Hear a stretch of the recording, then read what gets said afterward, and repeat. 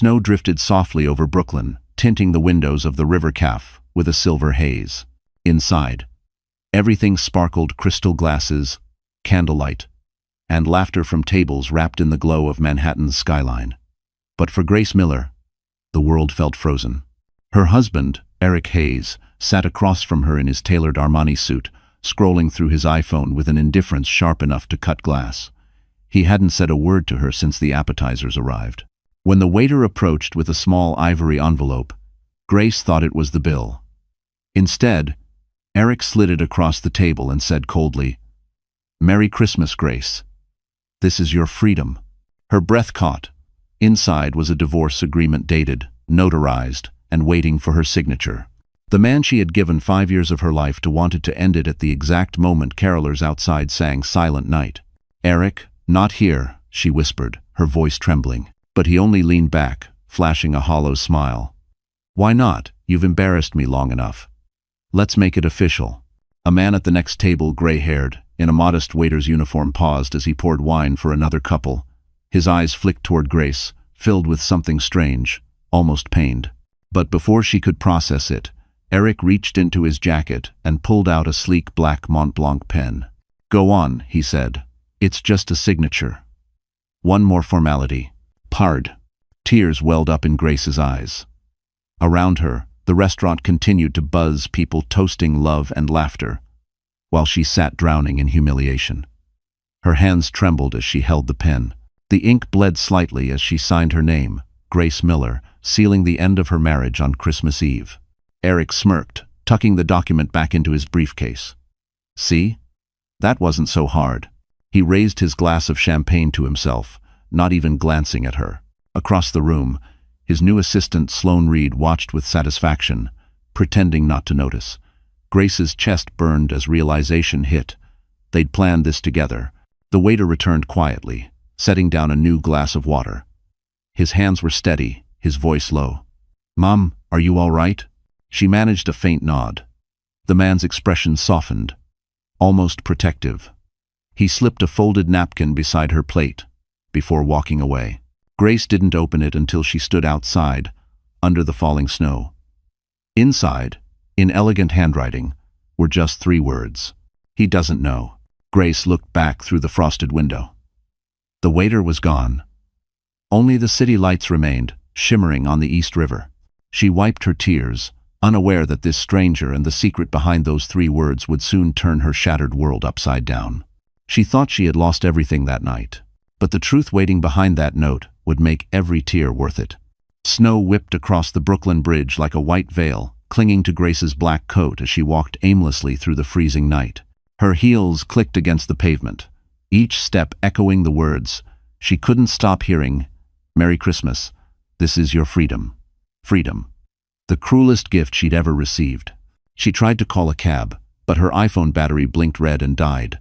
She stood under a flickering street lamp, feeling smaller than she ever had in her life. Cars rushed by, full of people heading home to warmth and laughter. She had nowhere to go. Then, a black Mercedes S-Class pulled up beside the curb, its headlights slicing through the snow. The tinted window rolled down slowly, revealing a driver in a charcoal overcoat and black gloves. "Miss Miller?" he asked politely, voice deep and steady. Grace froze. "Who are you?" "I was asked to pick you up. It's not safe out here." Her instincts screamed no. But something about the man's tone wasn't threatening, it was respectful, almost protective. The car's interior glowed with a soft amber light, warmth spilling into the night. "Who sent you?" Grace asked. The driver handed her a small envelope embossed with gold initials. BW. Inside was a business card. Benjamin Whitmore. Whitmore Capital Holdings. Beneath it, in the same elegant handwriting as the napkin from dinner, were the words, "Please, get in. You're safe." She hesitated, gripping her cold hands together. The name Whitmore felt distant, familiar somehow, like a memory she couldn't place. Finally, exhaustion won.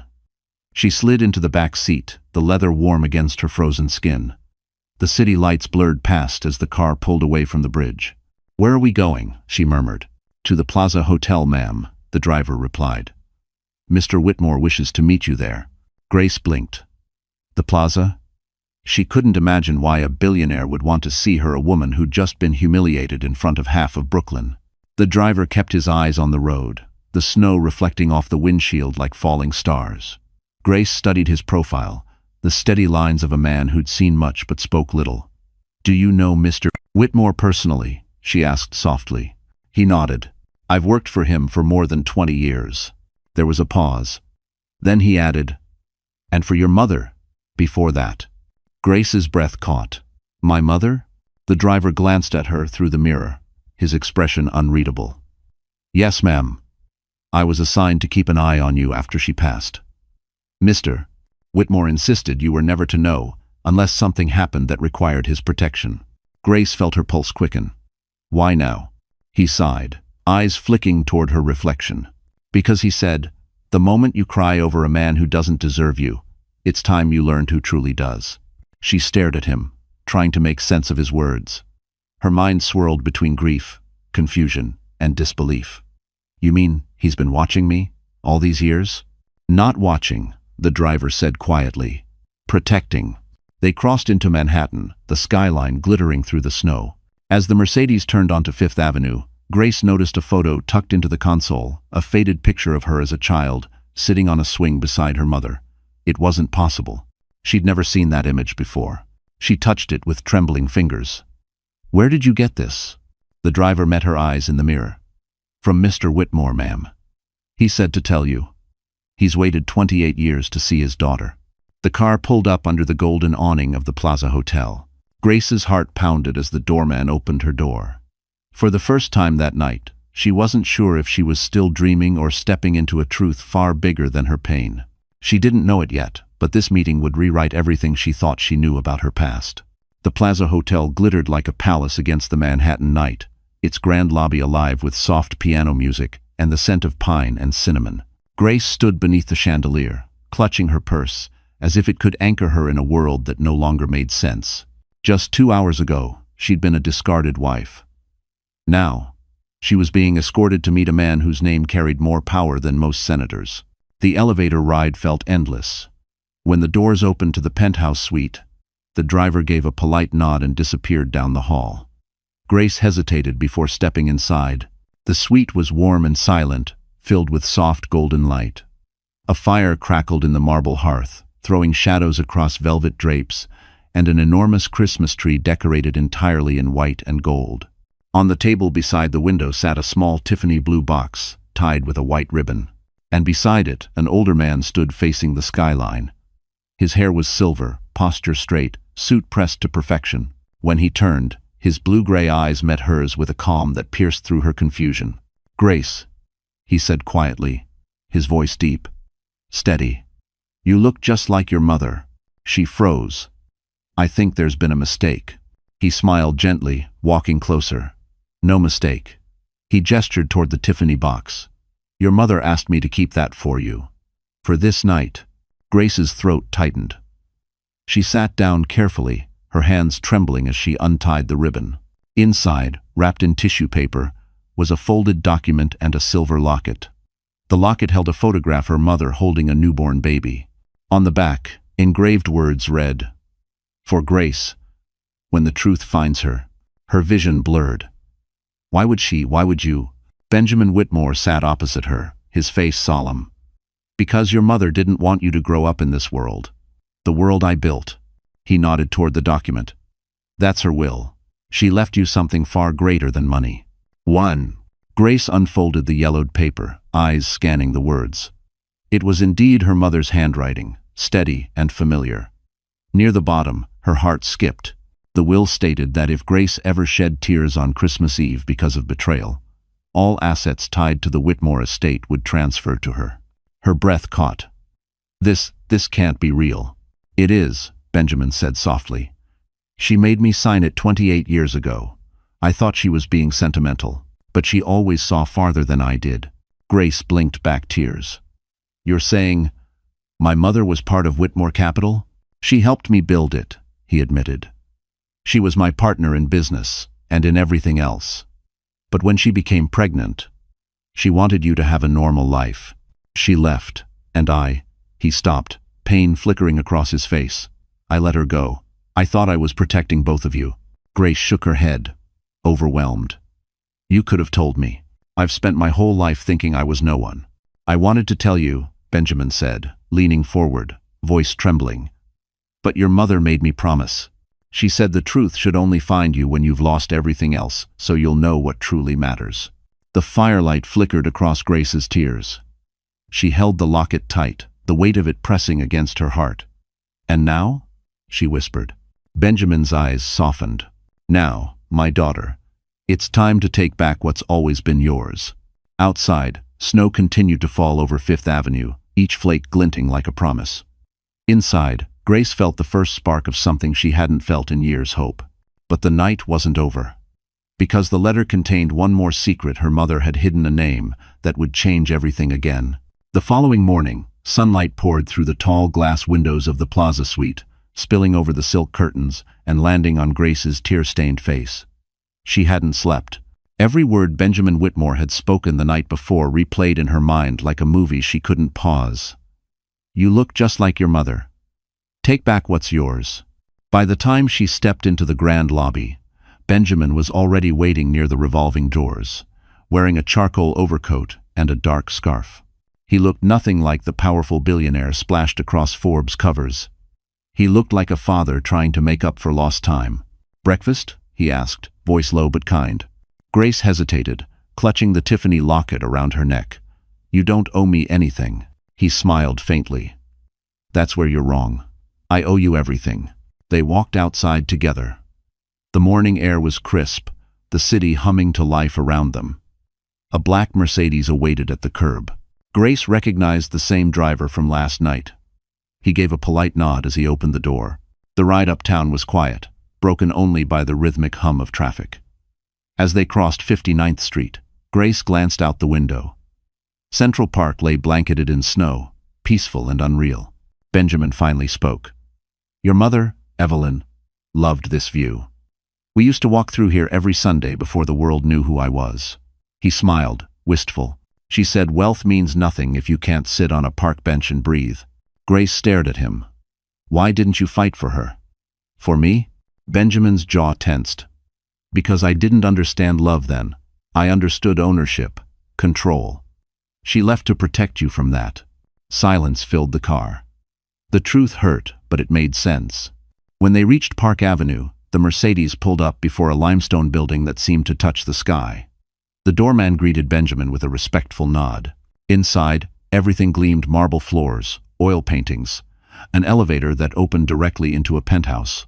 Grace stepped inside and froze. The apartment was vast, flooded with light. Floor-to-ceiling windows framed the Manhattan skyline, while a grand piano rested near a fireplace adorned with old family photos. One photo made her chest tighten, her mother, laughing, holding a newborn her. I kept everything she left behind, Benjamin said softly. Letters, photos, the house in Maine, even her violin. I couldn't let go. Grace walked slowly around the room, tracing her fingers along the piano keys. You've had all this, and I was barely surviving. He turned toward her, guilt flashing in his eyes. I thought I was honoring her wishes. I didn't know Eric until recently. Her head snapped up. You knew him? I knew of him, Benjamin admitted. When he filed your divorce papers, his name came across one of my company's due diligence reports. Something about his finances didn't add up. Grace frowned. He works in marketing. Why would that reach you? Benjamin hesitated, then handed her a folder from his briefcase. Because he was trying to secure funding through a shell company using your credit history as collateral. Grace's stomach dropped. She flipped through the pages. Loan applications, bank transfers, forged digital signatures, all bearing her name. He stole from me, she whispered. He used you, Benjamin corrected. But he's not the only one. Grace looked up sharply. What do you mean? Benjamin's gaze darkened. Your mother's will mentioned a silent partner. Someone she trusted to protect her estate if anything happened to her. That partner disappeared 20 years ago until last month, when his signature appeared on Eric's contracts. Grace's voice trembled. Who is he? Benjamin's lips pressed into a thin line. A man named Richard Hale. My former CFO, and your godfather.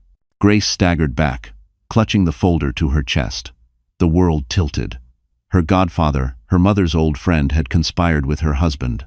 Benjamin stepped closer, his voice low but steady. "We can expose them both, but only if you're ready to face what comes next." Grace swallowed hard, staring out the window at the city below. For the first time in years, she felt something stronger than fear: resolve. And as snow began to fall over Park Avenue, Grace realized her mother's legacy wasn't just wealth, it was courage. The next morning, Grace woke to the muted sound of the city traffic below, the faint hum of life filtering through the floor-to-ceiling windows of the Park Avenue penthouse. For the first time in days, she felt the warmth of safety, but also the weight of revelation pressing on her chest. Her husband had betrayed her, her godfather had deceived her mother, and the man she'd met less than 24 hours ago was her father. She found Benjamin in his study, seated behind a mahogany desk stacked with neatly arranged folders. Sunlight caught the edges of his Mont Blanc pen as he signed papers with steady precision. He looked up when she entered. "You couldn't sleep," he said, more as a fact than a question. Grace sat opposite him, her eyes tired but determined. "You said you had proof that Eric used my credit. I need to see it." Benjamin nodded and slid a thick file across the desk. "Read carefully. It's worse than you think." The file smelled faintly of ink and cedar. Inside were bank statements, digital screenshots, and confidential memos. Grace's eyes widened as she read line after line: loan applications, wire transfers, and false signatures linking her name to overseas accounts. "He used a fake consulting firm," Benjamin explained, "registered under your social security number. Every dollar he borrowed was laundered through Hale's offshore company in the Cayman Islands." Grace stared at the pages, her heart pounding. "So Eric wasn't just lying to me. He was setting me up to take the fall." Benjamin nodded grimly. "If those accounts had been audited before last night, you'd already be under federal investigation." The words sent a chill down her spine. She closed the file slowly, fingers trembling. "How did you even get this?" Benjamin leaned back in his chair. "I have resources. But more importantly, I have loyalty. Some of my people never stopped watching Richard Hale after he left. When Hale reappeared with Eric's name in his paperwork, I knew something was wrong." Grace's throat tightened. "My mother trusted him. He was supposed to be family." "He was," Benjamin said bitterly, "until greed consumed him. Your mother's estate included stock options in Whitmore Capital. Hale was her trustee after she passed.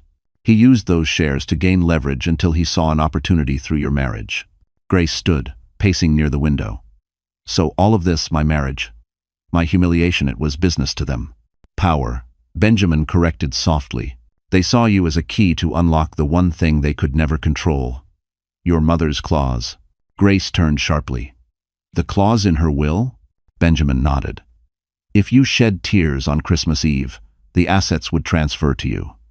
Hale must have discovered that years ago. But he couldn't trigger the clause, only your pain could." Grace's knees weakened. "So Eric marrying me was part of a plan?" "Yes," Benjamin said quietly. "They thought they could manipulate destiny."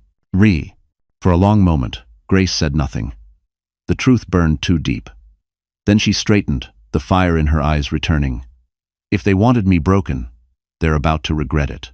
Benjamin's lips curved into a faint, proud smile. "That's your mother's voice right there." He opened his drawer and pulled out a small leather-bound book. This belonged to her. She wrote everything: names, dates, meetings. "There's a page you need to see." "How?" Grace flipped through the faded pages until she found it. "If something happens to me, Richard Hale will try to control Grace's future. If Benjamin ever finds this, tell Grace to trust no one except the driver." Grace looked up, stunned. "The driver?" Benjamin nodded. "His name is Samuel. He's been protecting you your entire life." Grace felt her world tilt again. She remembered Samuel's calm eyes in the rearview mirror, the quiet care in his voice. Benjamin leaned forward, voice low. "Samuel knows more than either of us. But there's one more thing: you're not the only one Hale and Eric betrayed." Grace frowned. "What do you mean?" Benjamin opened another folder, this one marked confidential. Inside was a photograph of Sloan Reed, Eric's assistant, standing beside Richard Hale at a charity gala. Grace's blood ran cold. "Sloan?" Benjamin nodded. She's Hale's daughter. The room went silent, save for the faint ticking of the clock. Grace's tears dried instantly. Every lie, every humiliation now made perfect sense. She wasn't just betrayed by a husband, she was trapped inside a conspiracy built before she was even born. That night, the city glowed in gold and white as Grace sat alone by the penthouse window, staring out at Manhattan. Below her, Fifth Avenue shimmered with holiday lights, but inside her chest was a storm. Eric's betrayal was one thing, but learning that Sloane, his polished, smiling assistant, was Richard Hale's daughter made everything far more dangerous. Grace clutched her mother's leather notebook, tracing her fingers over the faded handwriting. Each page felt like a map leading her deeper into a world she hadn't asked to enter. Somewhere inside, her mother had written, "When they smile too easily, that's when they're most dangerous." A soft knock pulled her back. Benjamin entered, holding 2 mugs of coffee. He handed her one and sat across from her. "You've been reading that for hours." "I can't stop," Grace admitted. "Every page feels like she's still here, warning me." Benjamin nodded. Evelyn was always 10 steps ahead. But Hale is patient. If his daughter is involved, that means they're planning something bigger. Grace looked up sharply. Sloane works for Eric. What could she possibly want now? Benjamin leaned forward. Information. Access. If Hale's assets are frozen under investigation, they'll need yours. That makes you a target again. Grace's heart thudded. So I'm still part of their game. Until we end it, Benjamin said calmly. He reached into his briefcase and pulled out a thin file. Inside were photos of Sloane leaving an upscale clinic in Soho, her coat buttoned tight, her face pale. "She's pregnant," he said simply. Grace's eyes widened. "With Eric's child?" Benjamin didn't answer, which was enough of an answer. Grace stared at the photo, anger flooding her chest. She took everything from me, my marriage, my peace, and now she's carrying his child. Benjamin's tone softened. Don't let rage drive you, Grace. Use strategy. That's what they'll never expect. She took a long breath, steadying herself. So what's next? He smiled faintly. We start by knowing our enemy. Samuel's been watching Hale for years. He'll follow Sloane now. And you. He paused, studying her face. You're going back to your life. Act as if nothing has changed. Let them think you're broken. That's when people reveal the most. Grace hesitated. You want me to see them again? I want you to let them see you, Benjamin said. But on your terms. Later that evening, she stood before the mirror, tying her hair back into a sleek ponytail. She wore no makeup, no armor, just calm resolve. Picking up her iPhone, she scrolled to Sloane's number. Her thumb hovered, then pressed call. The line clicked. Grace?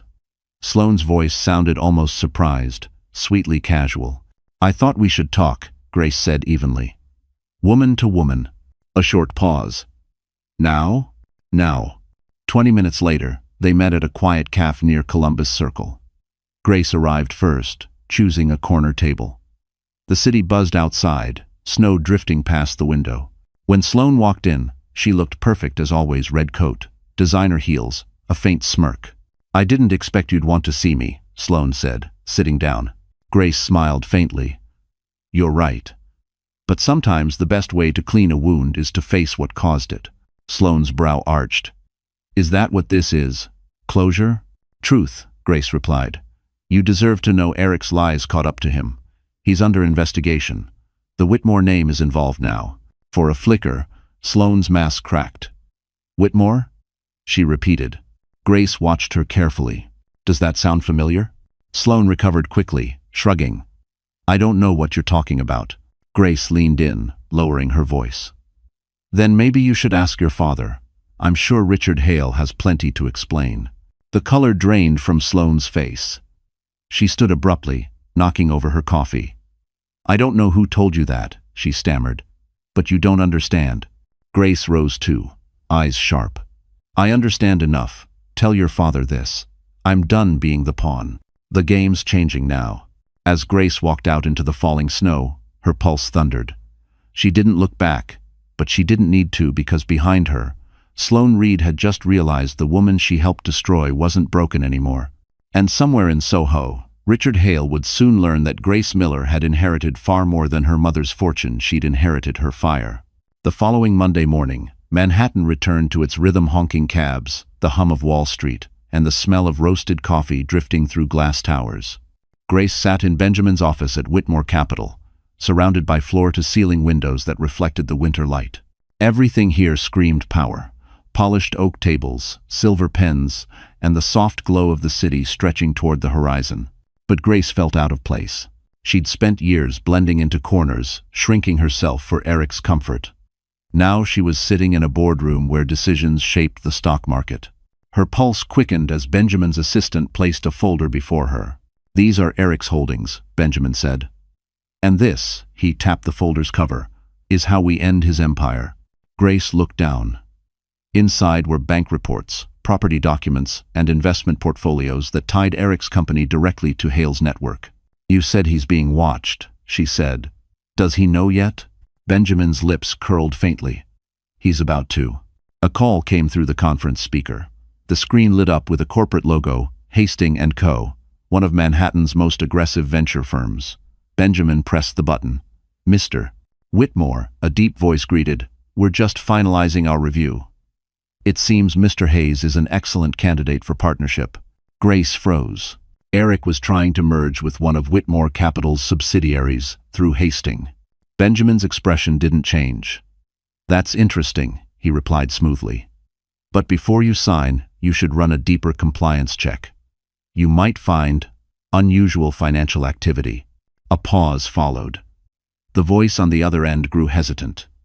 "Is this a warning, Mr. Whitmore?" Benjamin smiled slightly. "A courtesy." Then he ended the call. Grace stared at him. "You just sabotaged his deal." "Jinazam." He turned toward her calmly. "No. I exposed him to people who value integrity. Let them decide what kind of man Eric really is." Grace felt a shiver of satisfaction. It wasn't revenge. It was justice, subtle and sharp. Benjamin slid another envelope toward her. "Your name is still attached to his filings. You'll need protection. I've arranged for someone to guide you through the next steps." The door opened, and a tall man in his 30s entered. His suit was simple but well-fitted, his presence quiet yet commanding. He extended his hand. "Ethan Cole, corporate attorney." Grace hesitated before shaking it. His grip was firm, warm. "I've reviewed your case," he said. "Eric and Hale covered their tracks well, but not perfectly. They underestimated your mother's clauses. Those legal protections were genius." Benjamin smiled. Evelyn Whitmore was always ahead of her time. Ethan met Grace's gaze. "You have a choice, Miss Miller. We can go to court, or we can play their game better than they ever could." Grace studied him. "You mean outsmart them?" "Exactly." Ethan leaned forward. "You act like the woman they think they broke. Let them feel safe again. Then, when they're not looking, we pull everything out from under them." Benjamin nodded approvingly. "He gets it." Grace exhaled slowly, feeling the weight of her fear turning into something else control. "So what do we do first?" Ethan smiled slightly. "First, you go back into the world. Attend events, let the press see you. People like Hale feed on perception. If you look strong, they'll panic. If you look weak, they'll strike. Either way, they'll expose themselves." Benjamin added quietly, "And when that happens, we'll be ready." Grace rose from her seat and walked toward the window, staring down at Park Avenue glittering below. Her reflection stared back, no longer the woman crying over a dinner table, but someone colder, steadier. "I'll do it," she said. "I'll play their game." Benjamin smiled with pride. "Good. Because Hale and Eric just made their biggest mistake. They taught my daughter how the game works." Grace turned slightly, her voice steady. "And now, I'll show them how it ends." Outside, snow began to fall again, blanketing the city that had once swallowed her whole. But this time, Grace wasn't hiding from it. This time, she was the storm. The night before Christmas painted Manhattan in shades of silver and fire. Fifth Avenue shimmered beneath strings of golden lights, store windows glowing like dreams. Grace stood in front of the mirror in her father's penthouse, fastening the small silver locket her mother had left her.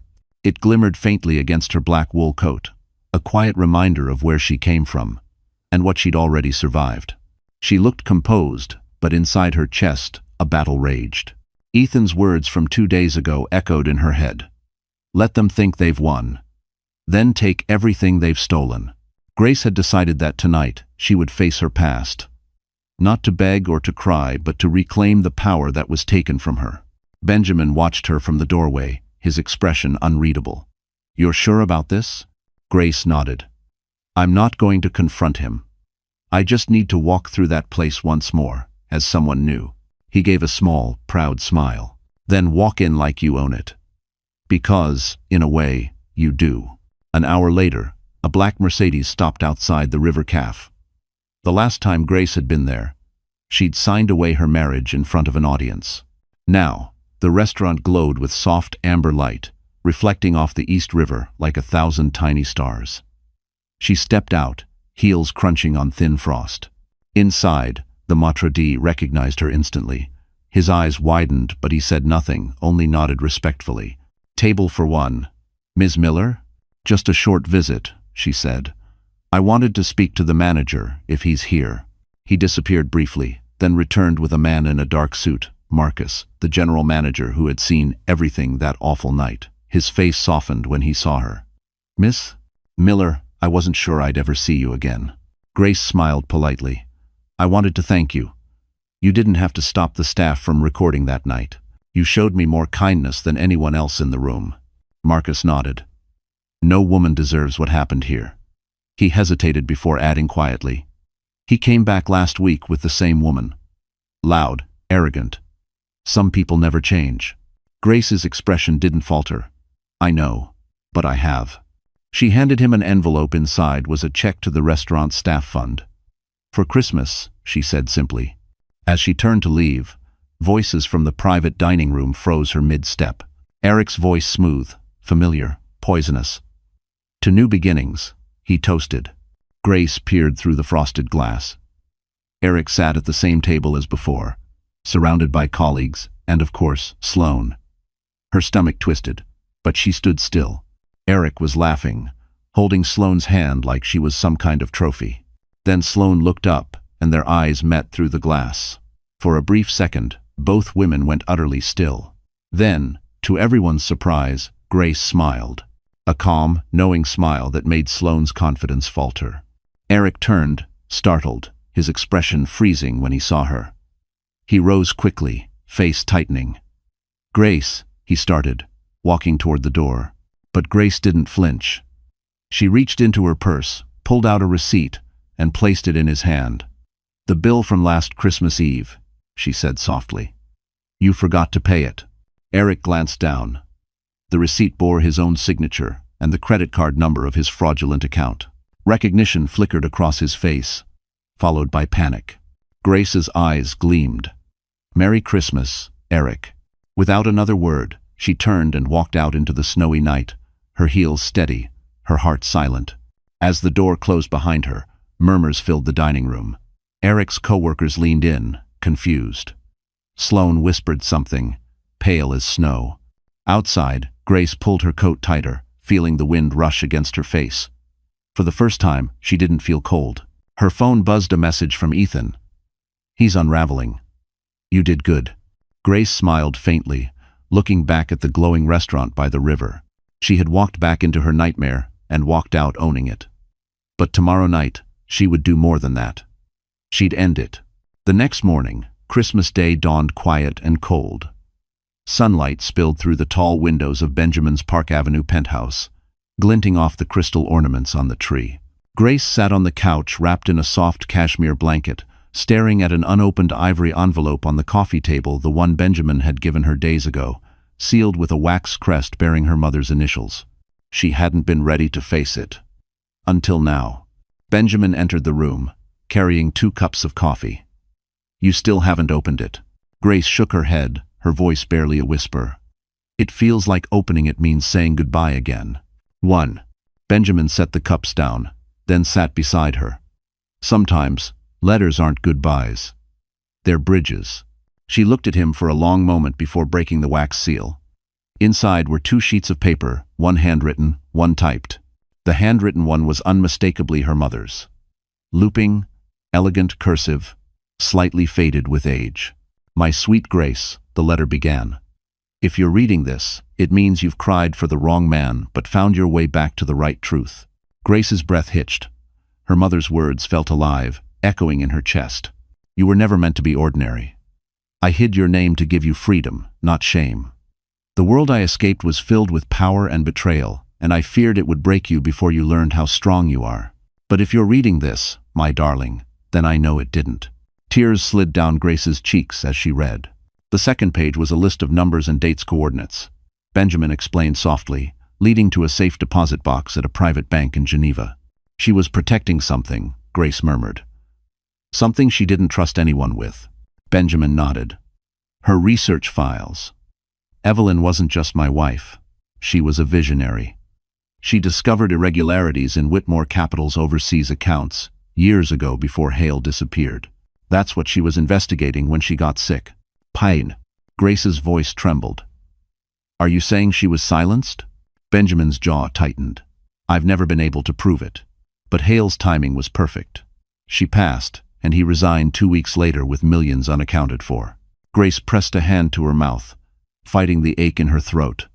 All these years, and he just lived freely? Not for much longer, Benjamin said quietly. You and I will finish what she started. Grace folded the letter carefully, sliding it back into the envelope. She wiped her tears and inhaled deeply. I'll go to Geneva after this mess with Eric is done. Benjamin nodded approvingly. Good, but you won't go alone. Grace smiled faintly.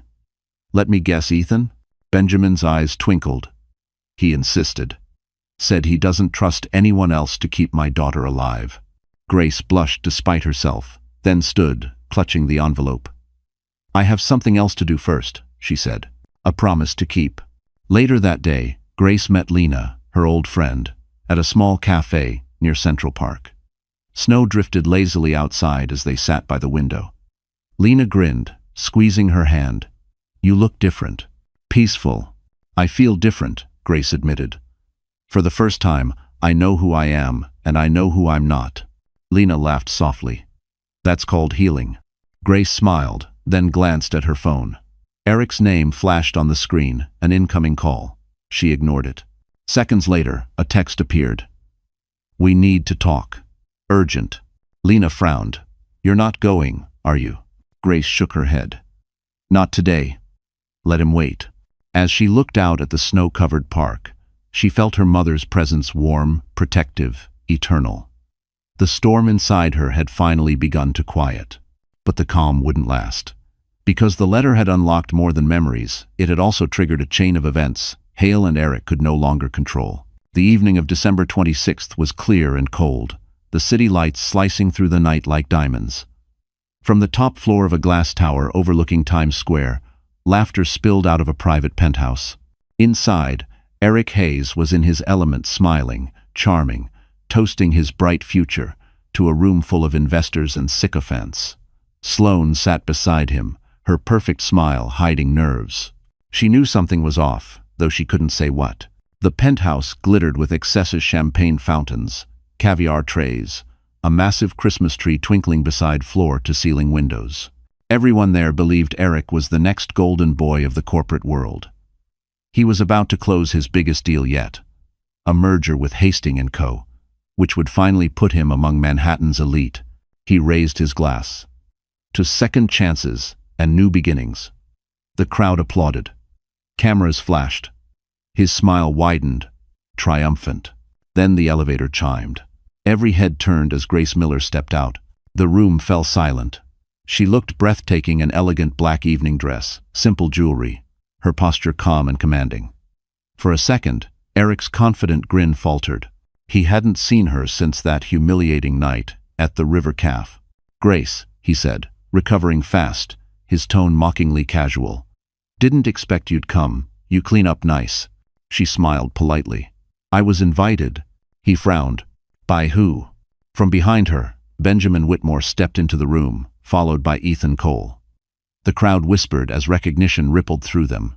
The Whitmore name carried weight. Half the men in the room had pitched business to him at some point. Benjamin's expression was unreadable. Don't stop on my account, he said coolly. I'm just here to watch how my money's being used. Eric's face drained of color. Your money? Ethan handed a folder to the nearest investor. Mr. Hayes neglected to disclose that several of his recent projects were funded through assets linked to Whitmore Capital, unauthorized assets. Murmurs filled the air. One investor flipped through the documents, frowning. Eric, is this true? Eric's voice wavered. This is ridiculous. I don't know what game you're playing, but Grace stepped closer, cutting him off. It's not a game. You used my identity to fund your projects. You used my name to open offshore accounts, and you forged my signature. The room erupted in whispers. Eric turned to her, desperate now. You don't understand, Hale said. It was temporary. We were building something for us. Grace's expression hardened. You mean for you? Sloane's face went pale. She rose quickly. Eric? What is she talking about? Eric ignored her, trying to appeal to Grace. I did everything for us. You're my wife. Ex-wife, she corrected softly. And tonight, everyone will know what that title cost me. Ethan turned on the large projector behind them, revealing emails, Eric's communications with Richard Hale, his secret transfers, his plans to frame Grace for fraud if things went wrong. Every message was time-stamped and authenticated. Sloane gasped, covering her mouth. The investors stared, horrified. Benjamin stepped forward, voice calm but lethal. Mr. Hayes, consider this your last public toast. You've not only defrauded investors, you've stolen from my daughter. Eric looked around the room, realizing no one stood on his side anymore. Security guards moved in, discreet but firm. Sloane whispered, trembling, I'm pregnant, Eric. How could you? Eric blinked in disbelief, but Grace didn't flinch. She looked at Sloane with quiet pity. Now you know what it feels like to love a man who only loves himself. So. The crowd watched in stunned silence as Eric's empire began to crumble right there, under the city's glittering skyline. His phone buzzed on the table. It was a message from his lawyer. FBI inquiry opened. Assets frozen. Grace turned toward the door, her composure unshaken. Merry late Christmas, Eric, she said softly. You finally got your audience. And as she walked out into the night, applause broke not for him, but for her. For the woman who turned humiliation into justice. The next morning, sunlight poured through the penthouse windows of Whitmore Capital's Manhattan headquarters. The city below buzzed with fresh scandal. News outlets were exploding with headlines. Eric Hayes exposed in Whitmore fraud. Photographers camped outside his building. Hastings & Co. had already withdrawn their merger. Overnight, the man who once gloated over Grace's humiliation had become a corporate pariah. But Grace wasn't celebrating. She stood silently by the tall window of her father's office, watching the snow drift over Park Avenue. The skyline stretched endlessly before her, glittering and indifferent. The taste of victory felt hollow. Benjamin entered quietly, holding 2 cups of espresso. You haven't moved since sunrise. Grace took the cup, her reflection ghosted in the glass. He's ruined. But I don't feel better. I thought I would. Benjamin smiled faintly. You didn't do this for revenge. You did it for truth. That's why it hurts less like triumph and more like peace. She turned toward him, eyes soft. Peace feels strange. He chuckled softly. You'll get used to it. They stood in silence for a moment before Ethan entered, a stack of papers under his arm. His tie was loosened, his voice calm but urgent. The fallout spreading fast. Hale's name came up in the FBI report this morning. They're requesting your cooperation, Mr. Whitmore. Benjamin nodded. Of course. He turned to Grace. You should sit in on this too. Grace frowned. Do they really need me? Ethan gave her a reassuring look. You're the key witness, Grace, and the rightful owner of everything they tried to take.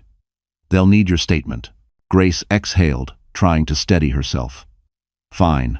Let's finish what they started.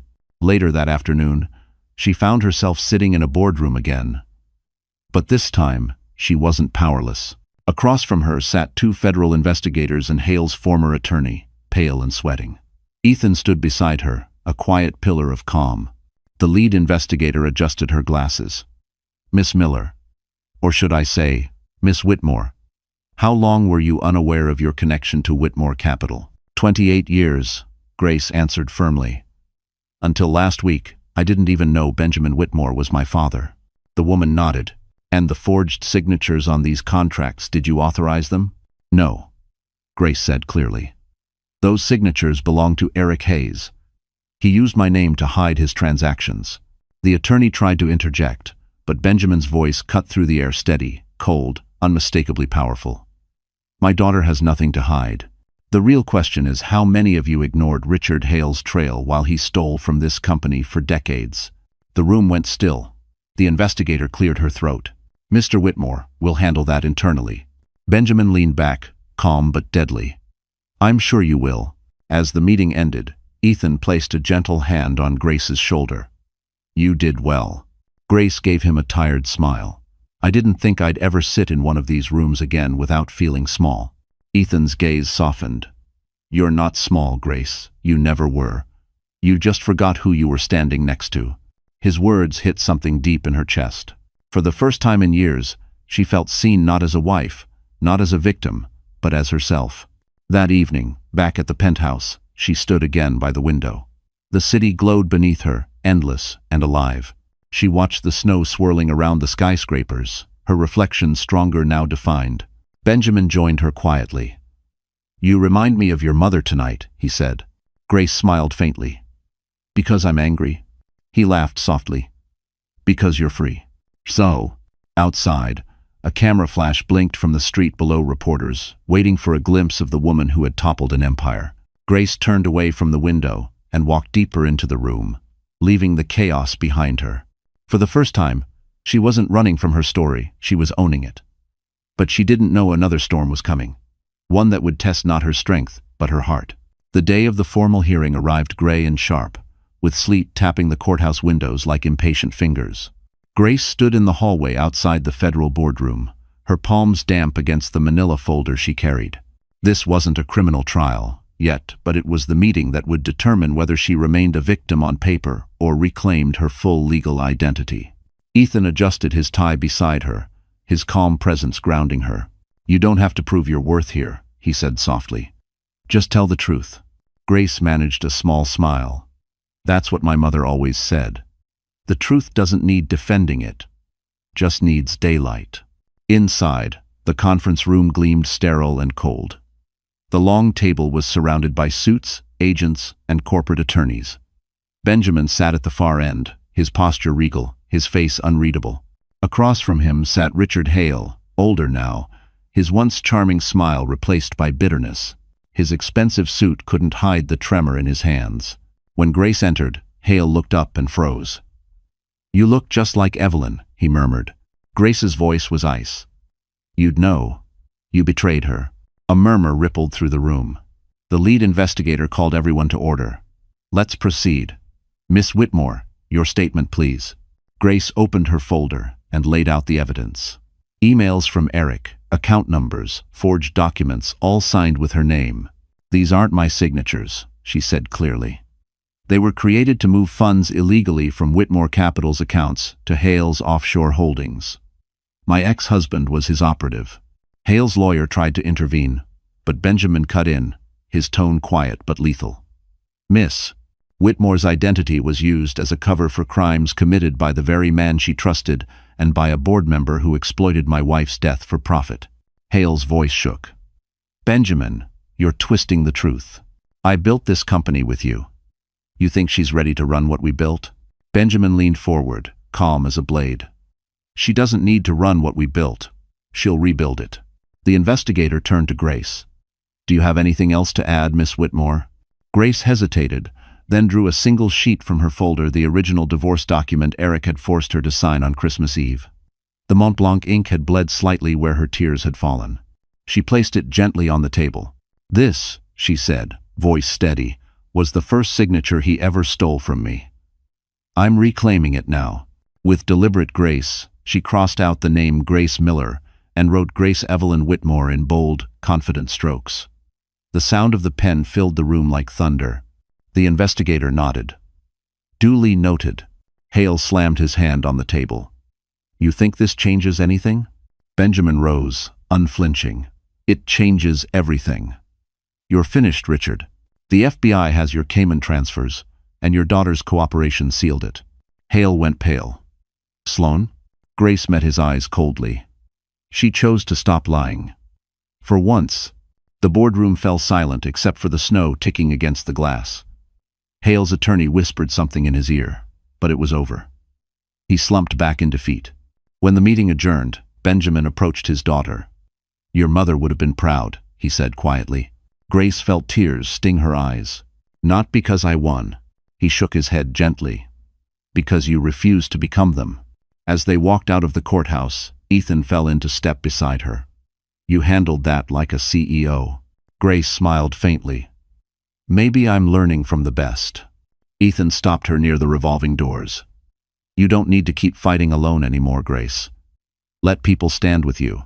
She looked up at him, snow catching in her hair, her heart unexpectedly unsteady. "Maybe I will." Pam. For the first time in her life, the only signature that mattered was the one she wrote for herself. But as the ink dried, a new chapter was already waiting, one she didn't see coming. The storm cleared by morning, leaving Park Avenue glazed with snow that shimmered like diamonds under the pale Sunday. Inside Benjamin's penthouse, warmth glowed from the fireplace, the scent of cedar mingling with coffee. Grace sat curled on the sofa, wrapped in her mother's old shawl, staring into the flames as if they might show her what came next. The court had ruled in her favor. Hale's accounts were frozen, and Eric's name was splashed across every financial headline in the country. But for Grace, the silence after victory felt almost unreal. Benjamin stepped in, holding 2 steaming mugs. "Sleep at all?" She smiled faintly. "Not much. It's strange. For years, I dreamed of this moment, the justice, the truth, and now that it's here, I don't even know what to do with it." He sat beside her, handing her the coffee. "Then you live with it. Justice isn't supposed to feel like fireworks, Grace. It's supposed to feel like balance." She studied him for a moment. "I used to think you didn't care. Now I realize you were just waiting." His eyes softened. "Waiting for you to find your strength. Your mother said if I stepped in too soon, I'd steal your story." Grace swallowed the lump in her throat. She was right. Benjamin smiled, his expression both proud and regretful. "You remind me of her every day, especially the way you walk through pain like it's just weather." They sat in comfortable silence for a while. Then Benjamin reached into his pocket and pulled out an envelope. "There's something I want you to see." Grace opened it carefully. Inside was a deed her mother's childhood home in Maine, restored and placed in Grace's name. She wanted you to have a place untouched by the world. Benjamin explained softly, "A home that belonged to you, not to the Whitmore Empire." Grace's eyes filled with tears. "You found it?" He nodded. "Your mother never really left me instructions, but she left clues. I followed them." Before Grace could reply, Ethan entered the room, a stack of documents in hand. His smile was tired but genuine. Everything settled. The board officially reinstated Benjamin as CEO. "And the press wants a statement from you, Grace." She laughed softly. "I'm not used to people wanting to hear what I have to say." "Get used to it," Ethan said warmly. "You've got a story that can change people." Benjamin nodded in agreement. "You don't have to stay in the shadows anymore." Grace looked between them, her father and the man who'd quietly helped her rebuild her life, and something inside her shifted. For the first time, she wasn't defined by who hurt her. She was defined by what she'd survived. Ethan moved closer. "There's a press conference in 2 hours," he said. "You don't have to attend, but if you do, it'll set the record straight for your mother and for every woman who's been underestimated." Grace hesitated, then stood, her reflection gleaming in the window. "Then let's do it." Later that morning, she stood at the podium in Whitmore Capital's atrium. Cameras flashed, reporters murmured, the marble floors echoing every breath. Benjamin stood beside her, Ethan just behind. "My name is Grace Evelyn Whitmore," she began. "For years, I lived under another name. I was told to be quiet, polite, invisible. But silence only protects those who cause pain. So I'm done being silent." Her voice carried across the room, steady and luminous. "This isn't just about money. It's about truth and rebuilding what's been broken, not just in business, but in people." When she finished, the room erupted in applause. Benjamin's eyes shimmered with tears he refused to show. Ethan stepped closer, whispering, You were brilliant. Grace turned to him, her lips curving into the smallest, most genuine smile. I had good teachers. Outside, Park Avenue sparkled beneath the sun, and for the first time in years, every door that had once been closed to her was finally open. But beyond those doors waited something Grace hadn't planned for, a chance at love that might be as terrifying as it was real. The next morning, New York gleamed beneath a thin layer of frost. Grace sat by the window of the Plaza Hotel's Palm Court, her reflection mingling with the city beyond the glass. It was the same hotel where she'd first met Benjamin, only now, the girl trembling with disbelief had become a woman people whispered about with awe. Headlines called her the heiress who brought down $1 billion lie. She didn't care about the fame. What mattered was the quiet peace returning to her chest. A server placed a silver tray before her: coffee, croissants, and a small vase of white lilies. She smiled faintly. Thank you. Across the table sat Benjamin, dignified as ever, reading the Wall Street Journal. The headline bore Eric's photo: disheveled, defeated, escorted by federal agents. FBI arrests Eric Hayes, linked to international fraud ring. Benjamin folded the paper with calm precision. He'll face real consequences this time. Prison, restitution, public disgrace. It's not vengeance, Grace, it's balance. Grace nodded quietly. He built his world on deception. It's only fair it collapsed the same way. She sipped her coffee, watching the snow fall outside. Yet beneath her composure, a strange ache lingered, the echo of everything she'd endured. Benjamin seemed to sense it. You did what Evelyn never could, he said softly. You exposed them. Grace's eyes shimmered. I wish she could have seen it. He reached across the table, covering her hand with his. She sees you, Gracie. She always will. Before Grace could answer, Ethan appeared at the entrance, his gray coat dusted with snow. He looked exhausted but smiled when he saw her. I figured I'd find you here, he said. Benjamin rose to greet him. Join us, Ethan. You've earned more than 1 cup of coffee. Ethan chuckled. I might need 3. He sat, nodding to Grace. You were all over CNBC this morning. Everyone's calling you the calm hurricane. Grace laughed softly. That's dramatic, even for TV.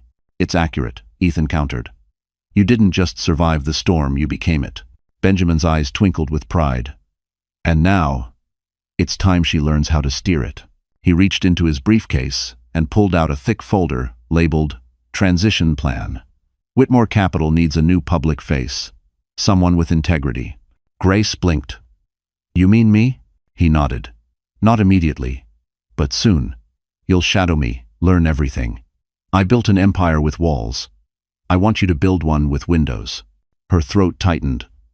Dad, I don't know if I'm ready. You're already doing it, Benjamin said simply. Ethan smiled.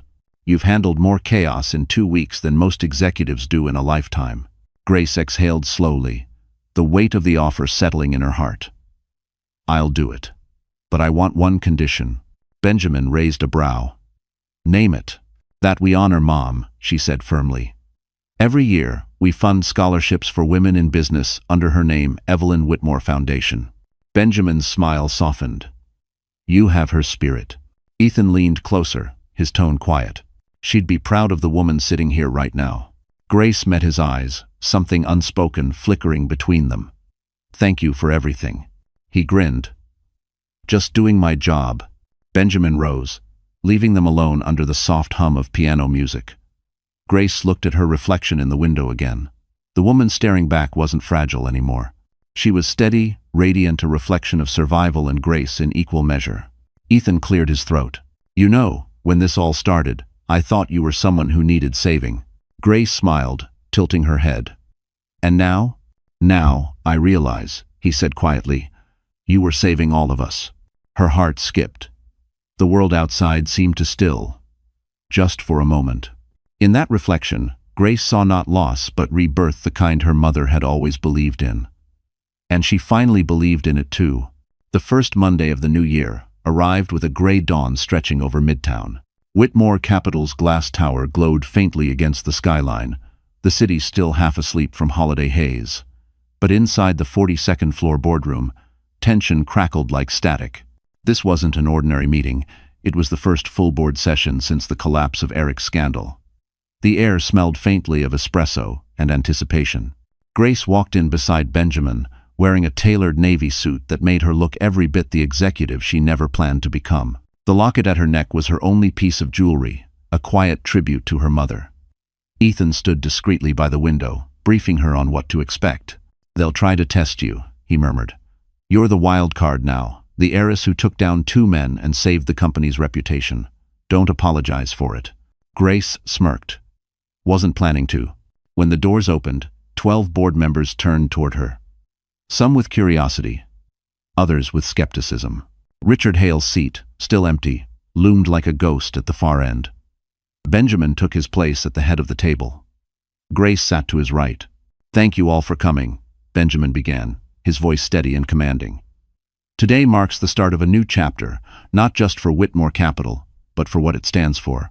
A silver-haired woman on the left spoke up. "Mr. Whitmore, before we begin, we'd like clarification on your decision to name Miss Grace Whitmore as an executive consultant.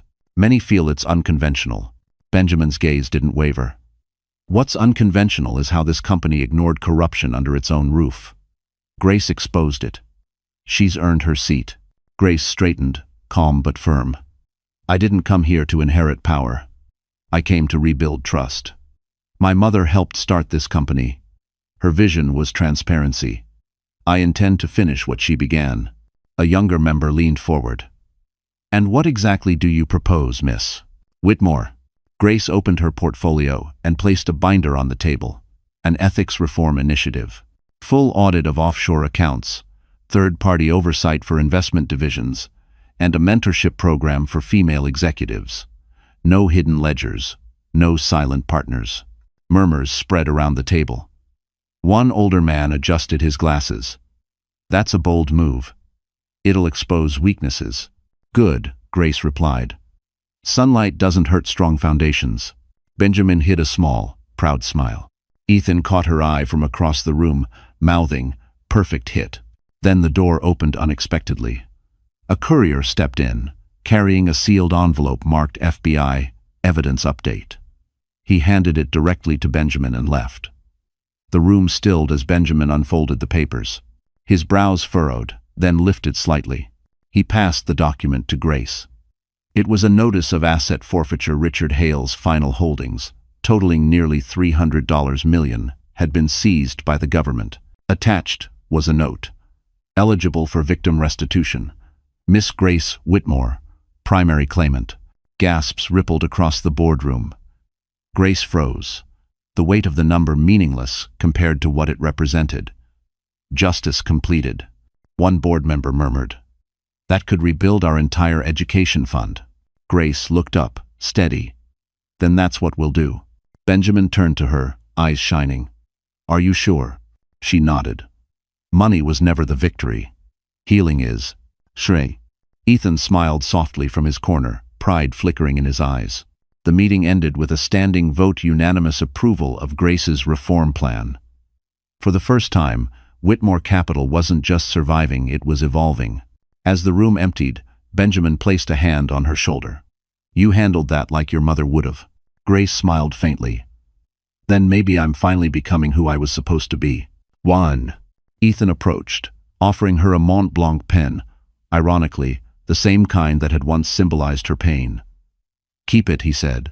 "Sign things for yourself now." She accepted it, meeting his eyes with quiet gratitude. The boardroom that once felt like a battlefield had become something new, a place where her voice finally mattered. But outside those glass walls, something far more personal was waiting to test her heart again. A week later, snow turned to rain in Manhattan. The season's glitter faded into gray puddles, but Grace felt lighter with every storm that passed. She had closed one chapter, Eric's downfall, Hale's arrest. The board's trust regained, but something unfinished tugged at her. Sloane Reed. The woman who had helped destroy her marriage, and who, in the end, had betrayed her own father to save herself. Grace hadn't seen Sloane since the hearing. But early that morning, Ethan stepped into her office holding an envelope. "From the hospital," he said. "It's her." Grace frowned. "Sloane?" He nodded. "She had the baby last night. A boy." Grace stared at the envelope. Inside was a short note written in shaky handwriting. "You were right. He never loved anyone. I don't know what to do now." Grace's chest tightened. She's alone. Ethan studied her quietly. "You don't owe her anything." "I know," Grace said softly. "But I owe myself peace." 2 hours later, she stood outside street. Luke's hospital, her coat flapping in the winter wind. The maternity ward was quiet, filled with the faint sound of lullabies playing through the intercom. When she entered Sloane's room, the younger woman was sitting up in bed, pale and exhausted, her baby cradled in her arms. Sloane's eyes widened. "Grace?" Her voice cracked. "Why would you come here?" Grace stepped closer, her tone calm. "Because you asked for help." Sloane blinked back tears. "I didn't mean to hurt you. I thought Eric said." She stopped, shaking her head. "He said we'd start over. He told me I was different." Grace smiled sadly. "He told me the same thing once." Sloane looked down at the baby. "I wanted to believe him. I thought having his child meant I'd finally matter." Grace sat beside her. "You do matter. Just not to him." Silence filled the room except for the soft cooing of the newborn. Grace gazed at the tiny face, peaceful and innocent. "He deserves better than the lies that built his parents' lives," she said gently. "You have a chance to give him that." Sloane's lips trembled. "I don't even know how to start." "By ending the cycle," Grace replied. "Stop chasing people who only take. Be the person your child can trust." A tear slipped down Sloane's cheek. "You should hate me." Grace shook her head. "I did. For a long time. But hate keeps you chained to the same story. I'm done being a character in Eric's life." "To double." Sloane hesitated, then reached for her purse on the bedside table. "There's something I need to give you." She pulled out a flash drive. "It's Hale's backup files, contracts, offshore accounts, messages he never erased. I copied them before the FBI took his system. You'll want this." Grace took the drive carefully, her pulse quickening. "Why give this to me?" Sloane exhaled shakily. "Because I'm tired of protecting men who ruin everything they touch. You're the only one who did the right thing." Grace looked at her with quiet understanding. "Do something right for yourself now. Start fresh." Sloane nodded weakly, tears spilling freely now. "What about you? After all this, what do you do next?" Grace smiled faintly. "Live." She stood, glancing once more at the baby. "And maybe learn what forgiveness really feels like." As she left the room, Ethan was waiting in the hallway. "How did it go?" he asked softly. "She gave me something," Grace said, holding up the flash drive. "Maybe the last piece of the puzzle." Ethan smiled gently. "You really are your mother's daughter." Grace slipped the drive into her coat pocket. "No, I'm her continuation." They walked out together into the misty rain. The city lights blurred in puddles, and for the first time, Grace felt clean-washed of all the dirt that had clung to her name. But the drive in her pocket carried one last secret Hale had buried, and it was about to rewrite everything Grace thought was over. The following evening, Manhattan shimmered beneath a new coat of snow. Fifth Avenue was alive again, tourists taking photos, carolers singing the last notes of the season, taxis honking impatiently in the cold. But Grace barely noticed the beauty. Her mind was on the small silver flash drive burning a hole in her pocket. She and Ethan walked side by side through the city lights, the air sharp and clean. Benjamin had insisted they take the evening off, but neither of them could truly relax. The information from Sloane could be the missing link, something big enough to close every door Hale had ever left half open. "You've looked at it yet?" Ethan asked, his breath fogging the air. Grace shook her head. "Not yet. I wanted to do it somewhere that feels real. Not a boardroom, not an office." She gestured down the avenue. "Here. In the city my mother loved." They stopped at a small cafe tucked between a Cartier boutique and a bookstore. Inside, soft jazz played, and the windows glowed golden against the winter night. Grace ordered 2 cappuccinos, while Ethan found them a quiet corner booth. When she sat down, she pulled out her MacBook Air and slid the flash drive into the port. The screen flickered to life, revealing a maze of folders, dates, financial logs, encrypted messages. Her pulse quickened. Ethan leaned closer. "Open the latest file." Grace clicked. The document was a ledger titled Project EW. Her mother's initials. Lines of transactions scrolled down. each linked to a hidden account offshore. Then, at the bottom, one note stood out, written in Hale's handwriting. Transferred under guardianship to Whitmore Trust recipient, G.E.W. Grace frowned. That's my name. Ethan blinked. He didn't just steal from her. He hid assets in your name to protect himself. Her chest tightened. He was using me, even after she died. But there was more. A second file labeled Video Record the 15th of October 1998. Grace clicked it, and the grainy footage appeared her mother, Evelyn, sitting at a desk, pale but poised. She looked straight into the camera. If you're watching this, then Richard Hale has already betrayed us, Evelyn said, voice steady. I've secured enough evidence to expose him. But if anything happens to me, Grace must never lose her faith in truth. She's my legacy, Benjamin. Protect her. Grace's hand covered her mouth as tears welled in her eyes. Ethan turned down the laptop volume, letting her breathe through the emotion. She was talking to your father, he said quietly. Grace nodded, voice trembling. She knew. She saw all of it coming. Ethan placed a hand over hers. And she trusted you to finish it. For a long time, Grace couldn't speak. The calf's chatter faded into the hum of her heartbeat. Then, slowly, she closed the laptop and whispered, "Let's go to him. My father needs to see this." Outside, snow was falling again, dusting their coats.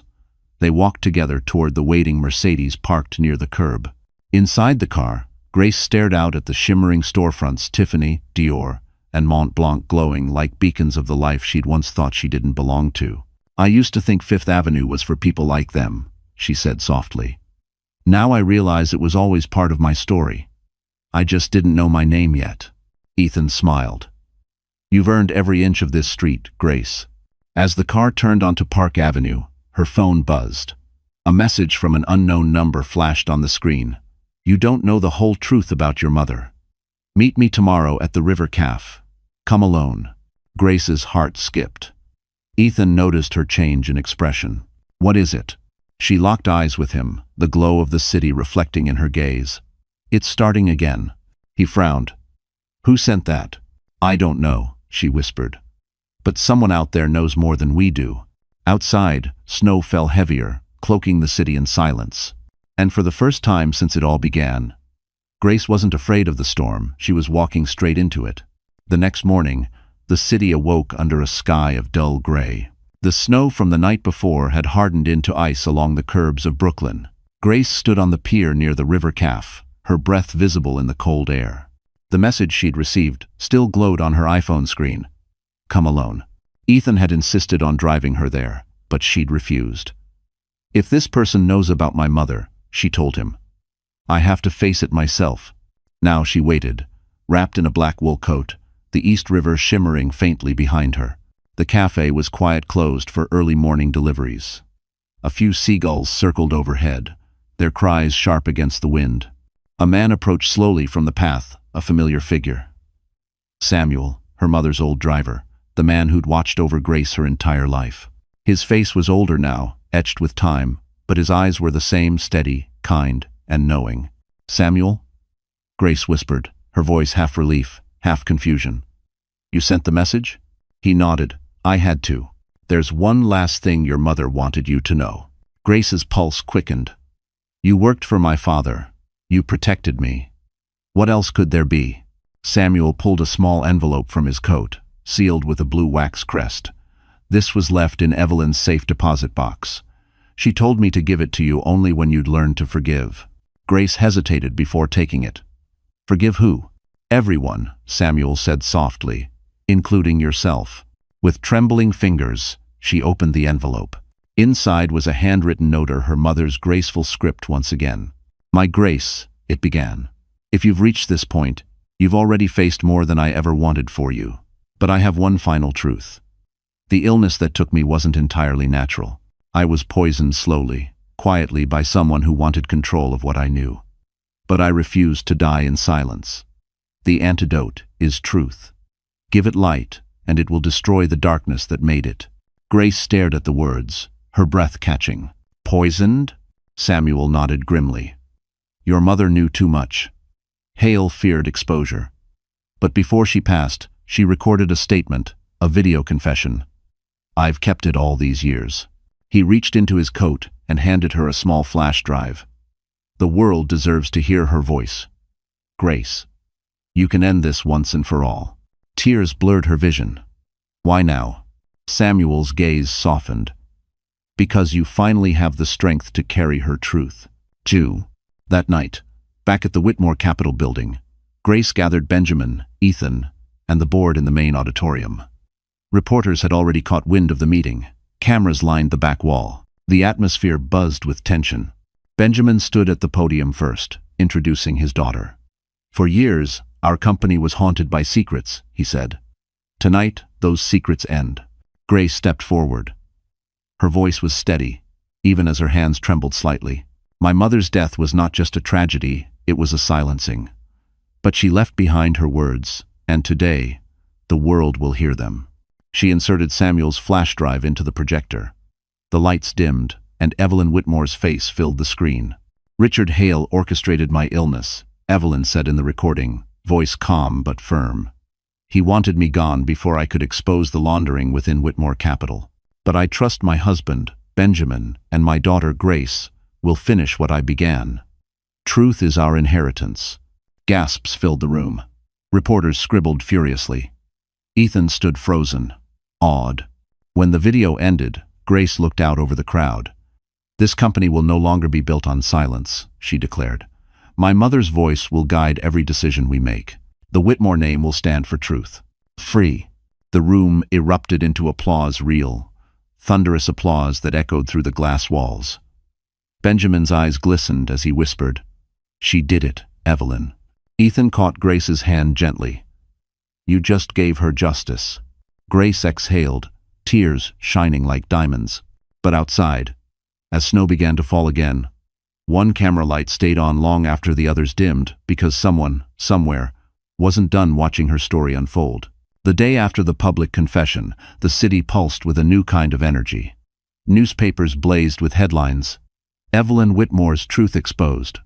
Whitmore heiress breaks silence on corporate scandal. For once, Grace didn't feel small beneath those words. She wasn't a scandal anymore. She was a survivor, a woman who turned her mother's final words into a promise kept. Inside Whitmore Capitol's headquarters, the atmosphere was calm but electric. Employees walked the marble halls with renewed pride. Transparency no longer felt like a slogan, it was real. Benjamin sat at his desk reading through letters from shareholders, most of them expressing admiration instead of outrage.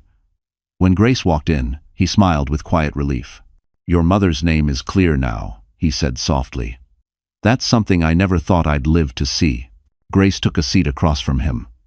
"She never stopped protecting us, even after she was gone." Sanin. Benjamin leaned forward, studying her. "And you never stopped protecting her. You've done enough, Grace. Maybe it's time to live for yourself now." She smiled faintly. "That's the plan." Later that afternoon, Grace met Ethan in the lobby. He was standing near the towering Christmas tree, holding 2 cups of Starbucks coffee. "Non-fat latte for you," he said, handing her one. Grace grinned. "You remember?" "Of course," he said. "It's the one constant in this whole soap opera." They stepped outside together. The city glittered with holiday lights, bright and warm against the fading gray sky. Snowflakes drifted lazily, dissolving on their coats. They walked in silence until Ethan finally spoke. "I've been offered a position in D.C., he said quietly. "A new federal division, corporate ethics. They want someone who's seen the worst and still believes in good." Grace looked at him, trying to mask the sting of surprise. "That's incredible." He nodded. "It is, but I don't know if I want to leave." Her voice softened. "Because of me?" He smiled. "Because I don't think your story's over yet." Grace exhaled, snow catching in her lashes. "Ethan, every story has to end." "Maybe," he said. "But some stories just begin again in different places." They stopped at the edge of Central Park, where the lake had frozen over, reflecting the golden glow of streetlights. Families passed by, laughing, pulling sleds. For the first time in years, Grace saw joy without envy. Ethan looked at her for a long moment, his expression unreadable. "You could come with me," he said quietly. "Start fresh. New city, new life." Grace hesitated, her heart tugging in two directions. "I think my life just started here," she said. "But maybe it doesn't have to end here." He chuckled softly. "So, we'll call it to be continued." Grace smiled, her eyes warm. "Exactly. Duh." That evening, Benjamin hosted a quiet dinner at the Park Avenue penthouse. The dining table glowed under soft candlelight. Lena joined them, bringing her signature apple pie, the scent filling the room. Grace raised her glass of wine as her father spoke. "To Evelyn," Benjamin said, his voice thick with emotion. "To Truth, and to the daughter who reminded me what family means." They clinked glasses, laughter blending with the hum of jazz in the background. Grace felt her chest swell, not with pride, but with peace. For once, she wasn't chasing closure. She was living it. Later, standing by the window overlooking the Manhattan skyline, Grace felt Ethan's presence behind her. He placed a hand gently on her shoulder. "So this is what healing looks like," he murmured. She turned to him, her voice quiet. "It looks like finally being seen." Outside, the lights of the city shimmered like stars scattered across the earth. Grace had spent years walking through storms, but now the city that once broke her was shining for her. And for the first time, she believed she deserved every flicker of that light. A year later, New York glowed beneath a soft blanket of snow, the skyline shimmering against the December sky. The Plaza Hotel sparkled with gold ribbons and crystal lights, its grand lobby filled with music and laughter. Grace stood near the tall Christmas tree, the same one she'd walked past a lifetime ago when her world had been falling apart. Now, the air around her felt lighter, her heart steady. Life had rebuilt itself quietly, like snowfall layering over old scars.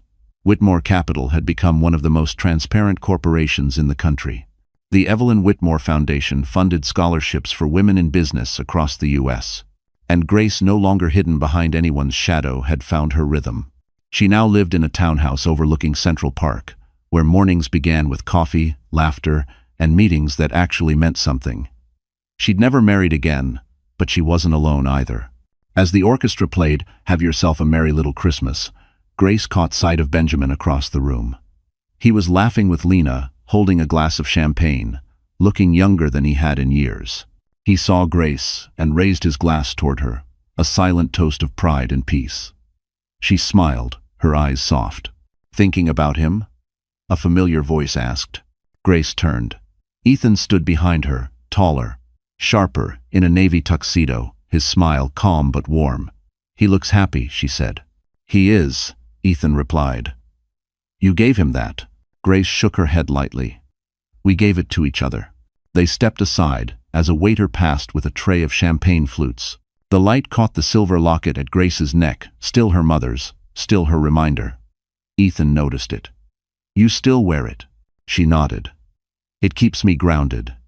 Every time I'm tempted to give up, I remember how much she fought for truth." Ethan smiled. "You did more than she ever imagined. The foundation's been nominated for a National Humanitarian Award. You've changed lives, Grace." She looked down, her voice soft. "Maybe that's what healing really means. Not forgetting, but using the pain for something that matters." He studied her quietly for a moment. "You know," he said, "I could have sworn this story was over last Christmas." Grace grinned. "So did I. But life doesn't end with justice, it begins after it." They moved toward the balcony, where snow drifted lazily through the open French doors. The city stretched before them: Central Park, a white sea, Fifth Avenue glowing with light.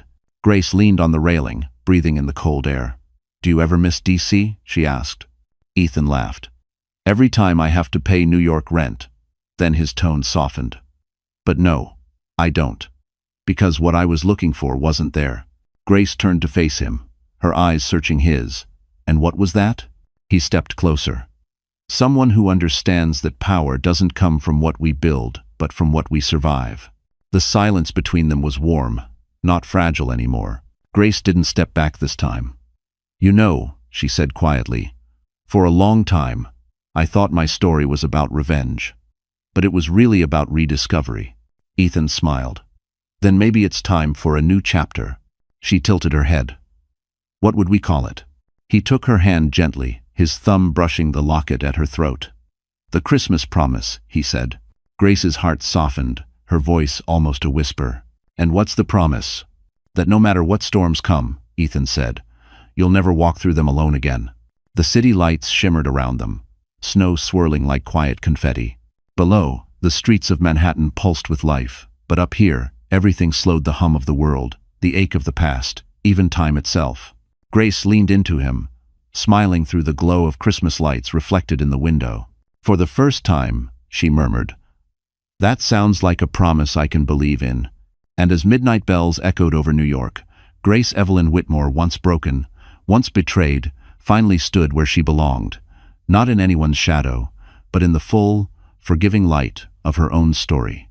So, that's how Grace's story finally comes to an end. But if you're still here, right now, listening until this very moment, maybe something in her journey touched your heart too. Maybe it reminded you of your own moments of loss, of standing back up when life broke you, of finding light again after being buried in the dark.